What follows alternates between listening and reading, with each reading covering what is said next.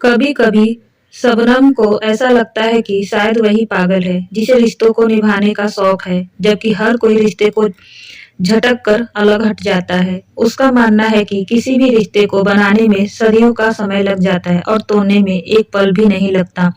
जिस तरह अंकुर ने उसके अपने संबंधों के सिर से नकार दिया है, वही भी क्यों नहीं आपसी संबंधों को झटक कर अलग हट जाती। शबनम को इस तरह आता है स्वयं पर कि प्रकृति ने उसकी यही रचना ऐसी क्यों कर दी जो उसके आसपास से मेल नहीं खाती। वह भी दूसरों की तरह बहाव में क्यों नहीं बह पाती कि जीवन आसान हो जाए। क्या बात है शबनम, आज घर नहीं चलना है क्या? सौरभ के प्रश्न के शबनम ने चौंकाया भी और जगाया भी। गर्दन हिलाकर उठ बैठी शबनम, मुझे कुछ देर लगेगी सौरभ, आप जाइए। हाँ, तुम्हें डॉक्टर द्वारा लगाई पेट की थैली बांधनी है ना, तो जाओ बदलो, मुझे अभी थोड़ा काम है। साथ साथ ही निकलते हैं। सौरभ उसका कंधा थपथका कर चले गए। कुछ देर बाद दोनों साथ निकले तो शबनम की खामोशी को तोड़ने के लिए सौरभ कहने लगे, शबनम, यह तो किसी के भी साथ हो सकता है। शरीर में उपजी किसी भी बीमारी पर इंसान का कोई भी बस नहीं है न। यह तो विज्ञान की बड़ी कृपा है जो तुम जिंदा हो और इस समय मेरे साथ हो। यह जीना भी किस काम का है सौरभ, ऐसा क्यों सोचती हो?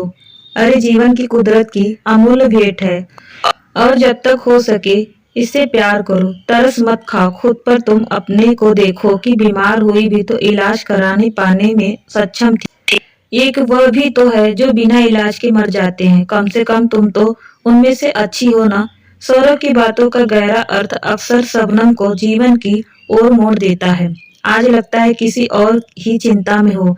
सौरभ ने पूछा तो शबनम बोल पड़ी, मौत को बेहद करीब से देखा है, इसीलिए जीवन में यूं खो देना मूर्खता लगता है। मेरे दोनों भाई आपस में बात नहीं करते।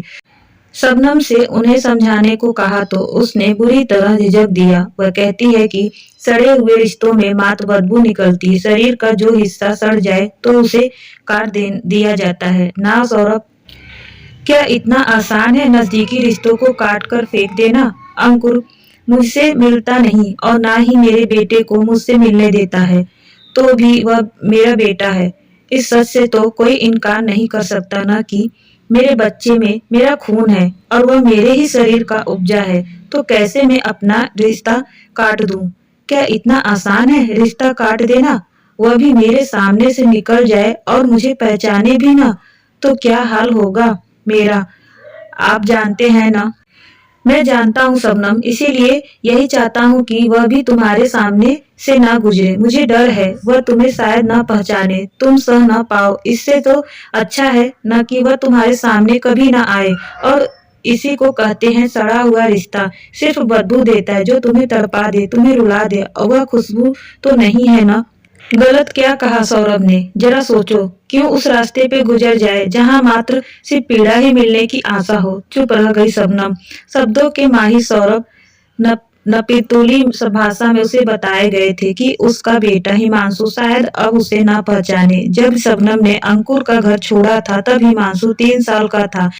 2 साल का ही था हिमांशु जब उसके शरीर में रोग उभर आया था। मल त्यागने में रक्तस्राव होने लगता था। पूरी जांच कराने पर यह सच सामने आया कि मलशय काफी भाग सड़ गया है। ऑपरेशन वह बस तो गई मगर कोलोस्टमी का सहारा लेना पड़ा। एक कृत्रिमी रास्ता उसके पेट में निकाला गया जिससे मल बाहर आ सके और प्राकृतिक रास्ता जख्म पूरी तरह भर जाने तक के लिए बंद कर दिया गया।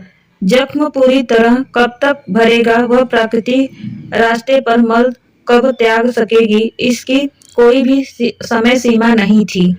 अब एक पेटी उसके पेट पर सदा के लिए बंध गई थी जिसके सहारे एक थैली में थोड़ा थोड़ा मल हर समय बहता रहता। दिन में 2-3 बार वह थैली बदल लेती। ऑपरेशन के समय गर्भाशय से भी सड़ा पाया गया था जिसका निकालना आवश्यक था।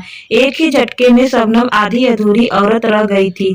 कल तक वह एक बसी बसाई गृहस्थी की मालकिन थी जो आज घर में पड़ी बेकार वस्तु बन गई थी। ऑपरेशन के 4 महीने भी नहीं बीते थे कि अंकु और उसकी माँ ने व्यवहार बदलने लगा था। शायद उसका आधा अधूरा शरीर उनकी सहनशीलता से परा था, परिवार आगे नहीं बढ़ पाया। एक कारण यह भी था अंकुर की माँ की नाराजगी का। अंकुर की उम्र के लड़के तो अभी कुंवारे घूम रहे हैं और मेरी बहू ने तो शादी के 2 साल बाद ही सुख के सारे द्वार बंद कर दिए। मेरे बेटे का तो सत्यानाश हो गया। किस जन्म का बदला लिया है शबनम ने हमसे। अपनी सास के शब्दों पर शबनम हैरान रह जाती थी। उसने क्या बदला लेना था? वह तो खुद मौत के मुंह से निकल कर आई थी। क्या शबनम ने क्या चाहा था कि वह आधी अधूरी रह जाए और उसके शरीर के साथ यह थैली सदा के लिए लग जाए? उसका रसोई में जाना भी नकारा दिया था। अंकुर ने यह कहकर कि माँ को घिन आती है तुम्हारे हाथ से, और मुझे भी। थैली उसके शरीर पर थी तो क्या वह अछूत हो गई थी? मल तो हर मनुष्य के शरीर में होता है, तो क्या सब अछूत हैं? थैली तो उसका शरीर ही है। अब उसी के सहारे तो वह जी रही है। अनपढ़ इंसान की भाषा बोलने लग गया था अंकुर भी। जीवन भर के लिए अंकुर ने जो हाथ पकड़ा था वह मुसीबत का जरा सा आवेग भी सह नहीं पाया था। उसी के सामने माँ उसके दूसरे विवाह की चर्चा करने लगी थी। एक दिन उसके सामने का कागज बिछा दिए थे। अंकुर ने सौरभ भी पास ही थे। एक सौरभ ही थे जो अंकुर के समझाने चाहते थे। रहने दीजिए सौरभ, हमारे रिश्ते में अब सुधार के कोई आसार नजर नहीं आते। मेरा क्या भरोसा कब तक मरूं या कब बीमारी से नाता छूटे। अंकुर को क्यों परेशान करूं? वह क्यों मेरी मौत का इंतजार करे? आप बार बार अंकुर पर जोर मत डालें। और कागज के उस टुकड़े पर उसका उम्र भर का नाता समाप्त हो गया था। अब क्या सोच रही हो शबनम? कल डॉक्टर के पास जाना है। कब तक मेरी चिंता करते रहेंगे? जब तक तुम अच्छी हो नहीं हो जाती। दोस्त हूँ, इसीलिए तुम्हारे सुखद जीवन तक या शमशान तक, जो भी निश्चित हो, अंतिम समय तक तुम्हारा साथ छोड़ना नहीं चाहता। जानते हैं न अंकुर क्या क्या कहता है मुझे आपके बारे में। कल भी फोन पर धमका रहा था। उसका क्या है? वह तो बेचारा है जो स्वयं ही नहीं जानता कि उसे क्या चाहिए। दूसरी शादी कर ली है और अब तो दूसरी संतान भी आने वाली है। अब तुम पर उसका भला क्या अधिकार है जो तलाक के बाद भी तुम्हारी चिंता है? उसे मजे की बात तो यह है कि तुम्हारा स्वस्थ हो जाना उसके गले से नीचे नहीं उतर रहा है। सच पूछो तो मुझे अंकुर पर तरस आने लगा है। मैंने तो अपना सब कुछ एक हादसे में खो दिया, जिसे कुदरत की मार समझ में नया समझौता कर लिया। लेकिन अंकुर ने तो अपने हाथ से अपना घर जला लिया। कहते कहते ना जाने कितना कुछ कह गया सौरभ। अपना सब कुछ खो देने के बाद जीवन के एक नए ही अर्थ का उनके सामने भी चले आए। दूसरे दिन जांच में और भी सुधार नजर आया। डॉक्टर ने बताया कि इसकी पूरी आशा है कि शबनम का एक और छोटा सा ऑपरेशन कर प्राकृतिक मल द्वारा खोल दिया जाए और पेट पर लगी थैली से उसको छुटकारा मिल जाए। डॉक्टर के मुंह से यह सुनकर शबनम की आंखें झिलमिला उठी थी। देखा, मैंने कहा था ना कि एक दिन तुम नाती पोते साथ खेलोगी। बस रोते रोते शबनम इतना ही पूछ पाई कि खाली गोद में नाती पोते। भरोसा रखो शबनम, जीवन कभी ठहरता नहीं, सिर्फ इंसान की सोच ठहर जाती है। आने वाला कल अच्छा होगा, ऐसा सपना तो तुम देख ही सकती हो। शबनम ने पूरी तरह स्वस्थ हो गई। पेट पर बंधी थैली से उसे मुक्ति मिल गई। अब ढीले ढाले कपड़े ही उसका परिधान रह गए थे। उस दिन जब घर लौटने पर सौरभ ने सुंदर साड़ी भेंट दी तो उसकी आंखें भर आई। अंकुर नहीं आए, जबकि फोन पर मैंने उन्हें बताया था कि मेरा ऑपरेशन होने वाला है। की बेटी हुई है और गायत्री अस्पताल में है। मैंने तुम्हारे बारे में अंकुर से बात की थी और वह हिमांशु को लाना भी नहीं चाहता था, लेकिन माँ नहीं मानी तो मैंने भी यह सोचकर जिद नहीं की कि अस्पताल में बच्चे को लाना वैसे भी स्वास्थ्य की दृष्टि से अच्छा नहीं होता। क्या कहती शबनम? अंकुर के परिवार का पूर्ण है तो वह क्यों उसके पास आता? अधूरी तो वह है, शायद इसीलिए सबको जोड़कर या सबसे जोड़कर पूरा होने का प्रयास करती रहती है। शबनम की तरफ पल पल देखते रहते सौरभ। अंकुर का इंतजार, हिमांशु की चाह, एक माँ के लिए जिंदा संतान को सदा के लिए त्याग देना कितना जानलेवा है। क्यों झूठी आस में जीती हो शबनम? सौरभ बोले। सपने देखना अच्छी बात है, लेकिन इस सच को भी मान लो कि तुम्हारे पास कोई नहीं लौटेगा। एक सुबह सौरभ की दी हुई साड़ी पहनकर शबनम कार्यालय पहुंची तो सौरभ ने आंखों में मीठी सी चमक उभर आई। कुछ न कहा नहीं, लेकिन ऐसा बहुत कुछ था जो बिना कहे ही कह दिया था। सौरभ ने, आज मेरी दिवंगत पत्नी विभा और गुड्डी का जन्मदिन है। आज शाम की चाय पर मेरे साथ पियोगी? यह बताते समय सौरभ की आंखें झिलमिला रही थी। सौरभ उस शाम शबनम को अपने घर ले आए थे। औरत के बिना घर कैसा शमशान सा लगता है, वह साफ देख रही थी। विभा थी तो यही घर कितना सुंदर था। घर में सब है। शबनम, आज अपने हाथ से कुछ भी बनाकर खिला दो। चाय का कप, डबल रोटी के टुकड़े सामने थे, जिन्हें सेक कर शबनम ने परोस दिया था। शबनम के पेट को देख सौरभ चौंक से गए। शबनम, तुम्हें कोई तकलीफ है क्या? यह कपड़ों पर खून कैसा? सौरभ के हाथ शबनम के शरीर पर थे। पेटी की वजह से पेट पर गहरे घाव बन चुके थे। थैली वाली जगह खून से लपटत थी। आज आपके साथ आ गई। पेट पर की पट्टी नहीं बदल पाई, इसीलिए आप परेशान न हो। पट्टी बदलने का सामान मेरे बैग में है। मैंने आज साड़ी पहनी है ना, शायद उसकी वजह से ऐसा हो गया होगा। सौरभ झट से बैग उठा लाए और मेज पर पलट दिया। पट्टी का पूरा सामान सामने था और साथ थी वही पुरानी पट्टी और थैली। सौरभ ने अपने हाथों से उसके घाव साफ करने लगे तो वह मना न कर पाई। पहली बार किसी पुरुष के हाथ उसके पेट पर थे। उसके हाथ भी सौरभ ने हटा दिए थे। यह घाव पेटी की वजह से है। सौरभ, ठीक हो जाएगा। आप बेकार अपने हाथ गंदे कर रहे हैं।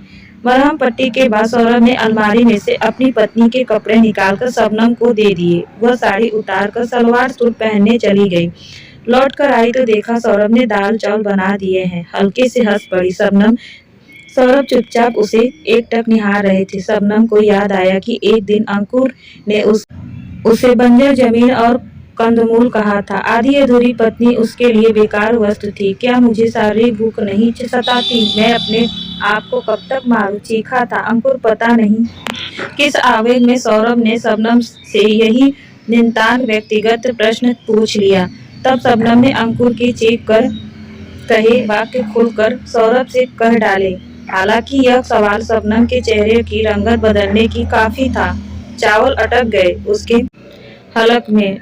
लपक कर सौरभ ने शबनम को पानी का गिलास थमाया और देर तक उसकी पीठ थपथपाते रहे। मुझे क्षमा करना शबनम, मैं वास्तव में यह जानना चाहता हूँ कि आखिर अंकुर को तुम्हारे साथ रहने में परेशानी क्या थी? सौरभ के प्रश्न का उत्तर ना सूझा उसे। मैं चलती हूँ सौरभ, अब आप आराम करें, कहकर उठ पड़ी थी शबनम। लेकिन सौरभ के हाथ सहसा उसे जाने से रोकने को फैल गए। मैं तुम्हारा अपमान नहीं कर रहा हूँ शबनम, तुम क्या सोचती हो मैं तमाशा बनाकर बस तुम्हारी व्यक्तिगत जिंदगी का राज जानकर मजा लेना चाहता हूँ? रोने लगी थी शबनम। क्या उत्तर दे? वह नहीं सोचा था कि कभी बंद कमरे की सच्चाई किसी बाहर वाले पर खोलनी पड़ेगी। शबनम, अंकुर की बातों में कितनी सच्चाई है मैं यह नहीं जानना चाहता हूँ। तुम्हारा मन दुखता है। मैं चाहता हूँ अंकुर ने मेरे साथ रहकर कभी अपने आप को मारा नहीं था। मेरे घाव और उनसे रिश्ता खून भी कभी उसकी किसी भी इच्छा में बाधक नहीं था। उस शाम के बाद एक सहज निकटता दोनों के बीच उभर आई थी। बिना कुछ कहे कुछ अधिकार अपने और कुछ पराये हो गए थे। दिल्ली चलोगी मेरे साथ? बहन के घर शादी है। वहाँ आयुर्वेदिक संस्था में एक बार फिर तुम्हारी पूरी जांच हो जाएगी और मन भी बहल जाएगा। मैंने आरक्षण करा लिया है, बस तुम्हें हाँ कहनी है। शादी में मैं क्या करूँगी? वहाँ मैं अपने रिश्तेदार से सबसे मिलवाना चाहता हूँ। एक तुम ही तो हो जिसके साथ मैं मन की हर बात बांट लेता हूँ। कपड़े बार बार गंदे हो जाते हैं और ठीक से बैठा भी तो नहीं जाता। अपने रिश्तेदार को लोगों से मिलाकर अपनी हंसी उड़ाना चाहते हैं क्या? उस दिन सौरभ दिल्ली गए थे तो एक विचित्र भाव अपने पीछे छोड़ गए। हफ्ते भर की छुट्टी का एहसास देर तक शबनम को मानस पलट कर छाया रहा। बहन उनके लिए एक रिश्ता भी सुलझा रही थी। हो सकता है वापस लौटे तो पत्नी के साथ हो। कितने अकेले हैं सौरभ, घर बस जाएगा तो अकेले नहीं रहेंगे। हो सकता है उनकी पत्नी से भी उसकी दोस्ती हो जाए या सौरभ की दोस्ती भी छूट जाए। 2 दिन बीत चुके थे। शबनम रात में सोने से पहले पेट का घाव साफ करने के लिए सामान निकाल रही थी। सहसा लगा उसके पीछे कोई है। पलट कर देखा तो सौरभ खड़े मुस्कुरा रहे थे। हैरानी तो हुई कुछ अजीब सा भी लगा उसे। इतनी रात गए सौरभ उसके पास, घर की एक चाबी सदा सौरभ के पास रहती है ना, और वह तो अभी भी आने वाले भी नहीं थे। फिर एकाएक चले कैसे आए? जी नहीं लगा, इसीलिए जल्दी चला आया। गाड़ी ही देर ही पहुंची और सुबह का इंतजार नहीं कर सकता था। मैं पट्टी बदल दूं? मैं बदल लूंगी, आप जाइए सौरभ, और घर की चाबी भी लौटा दीजिए। सौरभ का चेहरा सफेद पड़ गया, शायद अपमान से। यह क्या हो गया है शबनम को? क्या शबनम स्वयं को उनके समीप में असुरक्षित मानने लगी है? क्या उन्हें जानवर समझने लगी है?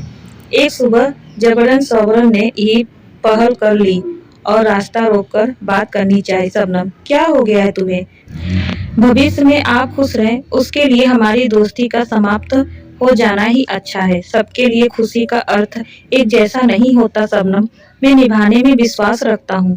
तभी दफ्तर में एक फोन आया और लोगों ने चर्चा शुरू कर दी कि बांद्रा शाखा के प्रबंधक अंकुर शर्मा की पत्नी और दोनों बच्चों एक दुर्घटना में चल बसे, सकते में रह गए। दोनों विश्वास नहीं आया सौरभ को। शबनम के पैरों तले से जमीन की खिसकने लगी, वह थम से वहीं बैठ गई। सौरभ के पास अंकुर की बहन का फोन नंबर था। वह पूछताछ की तो पता चला इस दुर्घटना में 2 दिन हो गए हैं। भारी कदमों से शबनम के पास आए सौरभ, जो दीवार से टेक लगाए चुपचाप बैठी थी। ऑफिस के सहयोगी आगे पीछे घेर आए थे। हाथ बढ़ाकर सौरभ ने शबनम को पुकारा। बदहवास सी शबनम कभी चारों तरफ देखती और कभी सौरभ के बड़े हुए हाथों को। उसका बच्चा भी चला गया। एक आस थी कि शायद बड़ा होकर वह अपनी माँ से मिलने आएगा। भावेश में सौरभ ने लिपट कर शबनम को चीख चीख कर रोने लगी। इतने लोगों में एक सौरभ ही अपने लगे थे उसे। अंकुर दिल्ली वापस आ चुका था। पता चला तो दोस्ती का हक अदा करने सौरभ चले गए उसके यहाँ। पता नहीं हमारे ही साथ ऐसा क्यों हो गया, अंकुर ने उनके गले लगकर रोते हुए कहा। वक्त की नजाकत को देखकर सौरभ चुप ही बने रहे। उठने लगे तो अंकुर ने कह दिया, शबनम से कहना कि वापस चली आए। मैं उसके पास गया था, फोन भी किया था, लेकिन उसने कोई जवाब नहीं दिया। अंकुर रो रो कर सौरभ को सुना रहा था। उठ पड़े सौरभ, क्या कहते हो? जिस इंसान को अपनी पत्नी का रिश्ता घाव कभी नजर नहीं आया, वह अपने घाव के लिए वही मरहम चाहता है जिसे मात्र बेकार कपड़ा समझकर फेंक दिया था। शबनम तुम्हारी बात मानती है, तुम कहोगे तो इनकार नहीं करेगी। सौरभ, तुम बात करना उससे, वह मुझसे नाराज है। सौरभ बोले, बात भी नहीं करती मुझसे, और फिर भी मैं कौन हूँ उसका? देखो अंकुर, तुमने अपना परिवार खोया है, इसीलिए इस वक्त मैं कुछ कड़वा कहना नहीं चाहता, पर क्षमा करना, मुझे मैं तुम्हारी कोई भी मदद नहीं कर सकता। सौरभ ऑफिस पहुंचे तो पता चला कि शबनम ने तबादला करा लिया। कार्यालय में यह बात आग की तरह फैल गई। शबनम छुट्टी पर थी, इसीलिए वहीं उसका निर्देश लेकर घर पर गए। निर्देश पाकर शबनम ने कोई प्रतिक्रिया नहीं दिखाई। तबीयत कैसी है शबनम? घाव तो भर गया है न? पता नहीं सौरभ, क्या भर गया है, क्या छूट गया है? धीरे से हाथ पकड़ लिया सौरभ ने। ठंडी शिला सी लगी उन्हें शबनम, मानो जीवन का कोई भी अंश शेष ना हो। ठंडे हाथ को दोनों हाथों में कसकर बांध दिया सौरभ ने, और अंकुर के बारे में क्या बात करे यही सोचने लगे। मैं क्या करूं सौरभ, कहाँ जाऊं? अंकुर वापस ले जाने आया था। आज भी उस इंसान से प्यार करती हो तो जरूर लौट जाओ। हूँ तो मैं आज भी बंजर औरत, आज भी मेरा मूल्य बस वही है। न 2 साल पहले अंकुर के लिए था, तब भी हिमांशु की माँ थी, अब तो माँ भी नहीं रही। क्या मेरे पास नहीं आ सकती तुम? शबनम के लिए समूल काया को मजबूत बंधन में बांध सौरभ ने फिर से पूछा। पीछे मुड़कर क्यों देखती हो तुम? अब कौन सा धागा तुम्हें खींच रहा है? किसी तरह सौरभ के हाथों में शबनम का हटाना चाहा तो टोक दिया सौरभ ने। क्या नए सिरे से जीवन शुरू नहीं कर सकती हो तुम? सोचती होगी तुम कि माँ नहीं बन सकती, और जो माँ बन पाई थी, क्या वह काल से बच पाई? संतान कैसा मोह, मैं भी कभी पिता था, तुम भी कभी माँ थी। अंकुर तो 2 बच्चों का पिता था, आज हम तीनों खाली हाथ हैं। सौरभ, आप समझने की कोशिश करें। बस शबनम, अब कुछ भी समझना शेष नहीं बचा है। इसने शबनम का माथा चूम सौरभ ने पूर्ण आश्वासन की पुष्टि की, देखो तुम मेरी बच्ची बनना और मैं तुम्हारा बच्चा। हम प्रकृति से टक्कर नहीं ले सकते, हमें उसी में जीना है। तुम मेरी सबसे अच्छी दोस्त हो और मैं तुम्हें खो नहीं सकता। सौरभ को ऐसा लगा मानो शबनम का विरोध कम हो गया है। उसकी आंखें हर्षातिके से भर पाई। उसने पूरी ताकत से शबनम को अपने आगोश में खींच लिया। कल क्या होगा वह नहीं जानते, परंतु आज उन्हें प्रकृति से जो भी मिला है उसे पूरी ईमानदारी से और निष्ठा से स्वीकारने और निभाने की हिम्मत उनमें है। आखिर इंसान को उसी से जीना पड़ता है जो भी प्रकृति दे। आप लोग को कैसी लगी यह कहानी हमें कमेंट में जरूर बताइएगा। अच्छी लगी हो तो हमारे चैनल को सब्सक्राइब, वीडियो को लाइक शेयर करना मत भूलिएगा। धन्यवाद।